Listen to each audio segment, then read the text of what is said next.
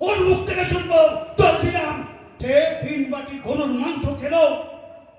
3 বাটি, এটা আমি বলছি না, এটা হাইকোর্টের একজন উকিল তিনি প্রমাণ সহকারে এই কথা বলেছেন। তার উনি খান, কোনো আপত্তি নেই, কিন্তু ওর মুখ থেকে আমি জয় শ্রীরাম শুনবো, ওর মুখ থেকে শুনবো জয় শ্রীরাম।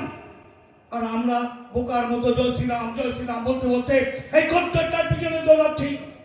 মাঝখানে কি হলো? লাস্টে উপনির্বাচনগুলো হলো, মাদারি হাট ছিল ওদের। আজকে এই শুভেন্দুর কার্যকলাপের জন্য মাদারি হাটটা হয়ে গেল। লাস্টে কি দেখলাম?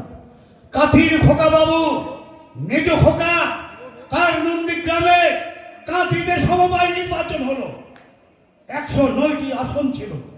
109টি আসনের মধ্যে আজকে টিএমসি 104, বিজেপি 4, সিপিএম 1, 2 এর নিচে সাপ হয়ে গেছে।